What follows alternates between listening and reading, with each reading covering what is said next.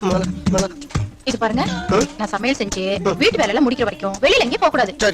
சமத்த ஒரு மூலையில குத்த வச்சு உட்கார்ந்துருக்கணும். 6 மணி ஆனா சீர பாம்பு மாதிரி இருப்பானே, இப்ப பல்ல புடுங்குற பாம்பு மாதிரி இப்படி உட்கார வச்சிருக்கிய, என்ன மந்திரம் போட்ட? அதுவா ட்ரீட்மெண்ட். அதான் என்ன ட்ரீட்மெண்ட்னு கொஞ்சம் சொல்ல.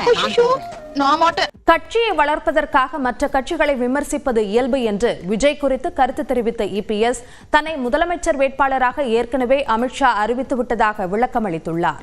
கொஞ்சம் சொல்லேன்ப்பா ஏன்னு. அதெல்லாம் ரகசியம், சொல்றதுக்கு இல்ல. கொஞ்சம் சொல்லேன்ப்பா ஏன்னு. அதான் சொல்றதுக்கு இல்லன்றல்ல. கூட்டணி குறித்து தெளிவாக மத்திய உள்துறை அமைச்சர் அமித்ஷா அவர்கள் தெரிவித்தார். அனைத்து இந்திய அண்ணா திராவிட முன்னேற்ற கழகம் பாரதிய ஜனதா கூட்டணி அமைக்கப்பட்டிருக்கிறது. இந்த கூட்டணிக்கு அனைத்து இந்திய அண்ணா திராவிட முன்னேற்ற கழகம் தலைமை. அனைத்து இந்திய அண்ணா திராவிட முன்னேற்ற கழகம் ஆட்சி.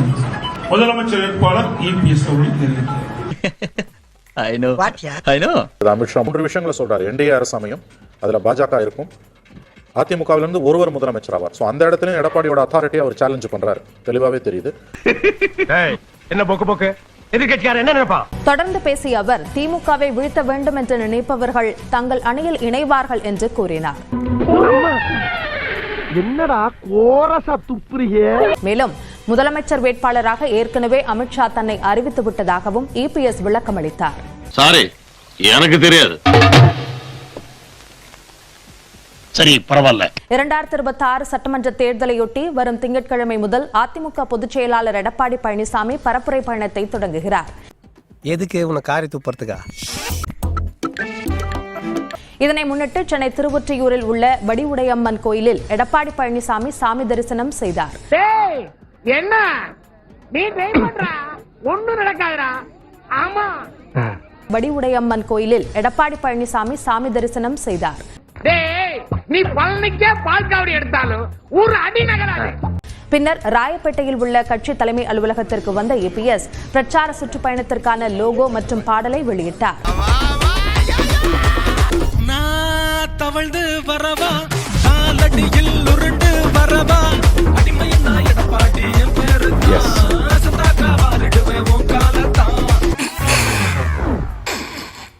சரி சரி. நாயகன், சாமானிய நாயகன், தமிழக தாயமீட்க உறுதி கொண்ட ஒரு மகன். அடித்தட்ட பார்த்தவன், அரியணையும் பார்த்தவன், புரட்சி தலைவி வழி புலியனவே நடந்தவன். ஏழபாழ வாழ வைக்க சீறி வந்த திருமகன், ஏழு கலப்ப புடிச்சு மேல ஏறி வந்த தலைமகன். ஏழபாழ வாழ வைக்க சீறி வந்த திருமகன், ஏழு கலப்ப புடிச்சு மேல ஏறி வந்த தலைமகன்.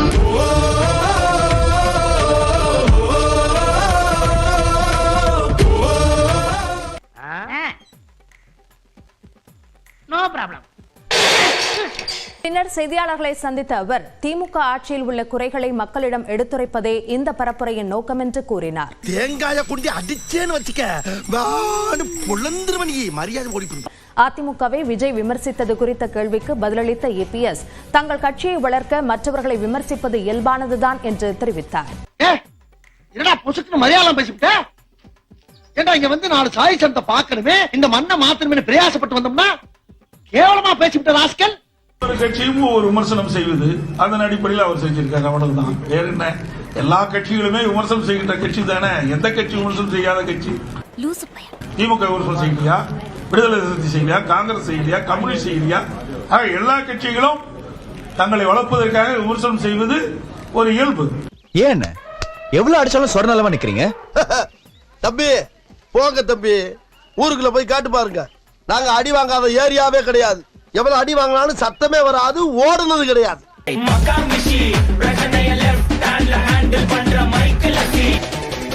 வந்துட்டாயா வந்துட்டாயா. மாண்புமிகு மத்திய உள்துறை அமைச்சர் அவர்கள் கூறிய பிறகு அதற்கு அடுத்தாற்போல் யார் பேசினாலும் அது சரியல்ல என்பதுதான் என்னுடைய கருத்து. ஏன் ஃபாதர் அழறீங்க? இப்படி ஒரு சிச்சுவேஷன்ல எப்படிமா அழுவாம இருக்க முடியும்? கரெக்ட். வாய் விட்டு அழுவ முடியாம என் பின் விளைவு நினைச்சு நான் அழுகுறமா. திமுகவின் உறுப்பினர் சேர்க்கை திட்டம் குறித்தும் இபிஎஸ் விமர்சித்தார். டேய், வர வர ஓன் சேட்டில அதிகமா இருக்கு. இங்க பாரு, என்னைக்காச்சும் ஒரு நாளைக்கு உன் தலையை கிள்ளி ஏதாச்சும் ஒரு பேய்க்கு காவு கொடுக்க போறேன், அதுக்கப்புறம் தான் நீ போய். இந்த நிலையில் தேமுதிகவுடனான கூட்டணி குறித்த கேள்விக்கு ஜனவரிக்கு பிறகு அதனை பார்த்துக் கொள்ளலாம் என்று எடப்பாடி பழனிசாமி பதிலளித்துள்ளார். தேவையில்லாம அதுக்கிட்ட ஏதோ வாய கொடுத்து மாட்டி விட்டுறாரா? ஏற்கனவே பட்ட காய ஆறல. முதலமைச்சர் மு.க.ஸ்டாலின் அவர்கள் தங்கள் வீட்டிற்கு வருவதாக தெரிவித்தது குறித்து செய்தியாளர் எழுப்பிய கேள்விக்கு எதிர்க்கட்சித் தலைவர் எடப்பாடி கருத்து தெரிவித்துள்ளார்.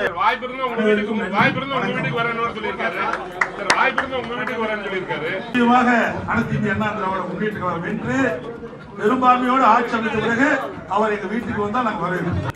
என்ன சிரிச்சுட்டே சொல்றீர்கள்? வெளியே தான் அம்மா சிரிக்கிறேன், உள்ள அழுதுட்டு இருக்கேன்.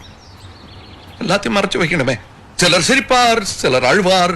போனால் போகட்டும் போடான்னு நான் விட்டுட்டேன். நீங்களா எதுக்கு அதை நினைச்சிட்டு புறப்படுங்க. அதாவது திமுக பரிதாபம் நினைக்க போயிட்டு வீடு வீடா போய் கலவை தட்டி உறுப்பினர் சேர்க்கிற அளவிற்கு திரு ஸ்டாலின் தலைமையில் இருக்கிற திமுக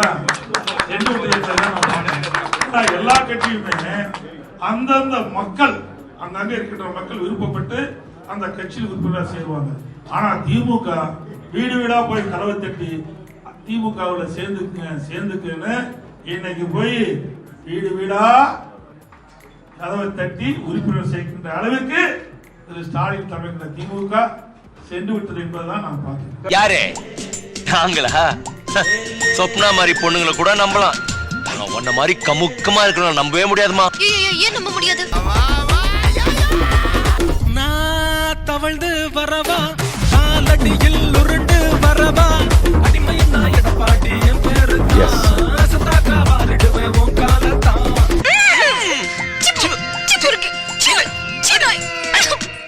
இந்த பயணத்திற்கு ஒரு மிகப்பெரிய நோக்கம் தேவை இருக்கின்றது. எனது இந்த பயணத்தின் நோக்கம் இந்த விடியா ஸ்டாலின் மாடல் திமுக ஆட்சி உரிமைகளை மக்களிடம் அம்பலப்படுத்தி அவரிடம் மாற்றத்திற்கான நம்பிக்கை விதைப்பது.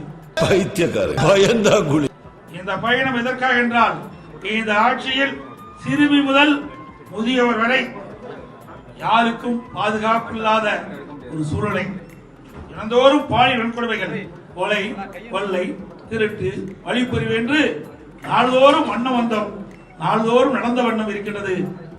அது என்னமா கொஞ்சம் கூட வெக்கப்படாம பேசிட்ட? எனவே அனைத்து இந்திய அண்ணா திராவிட முன்னேற்ற கழகம் மக்களுக்காக தொடங்கப்பட்ட இயக்கம். பொன்மனச்சம்பல் புரட்சி தலைவர் எம்ஜிஆர் இந்த இயக்கத்தை தொடங்குகின்ற பொழுது தீய சக்தி திமுகவை வேரோடு பூண்டோடு அழிக்க வேண்டும் என்பதற்காக தொடங்கினார். அதை இதய புரட்சி தலைவர் அம்மாவர்கள் தன்னை இமையாப்பது போல கட்டி காத்து சிறப்பான ஆட்சி நாட்டு மக்களுக்கு தந்தார். கிட்டத்தட்ட அனைத்து இந்திய அண்ணா திராவிட முன்னேற்ற கழகம் 30 ஆண்டுகளுக்கு மேல் தமிழகத்தில் ஆட்சி புரிந்த இயக்கம்.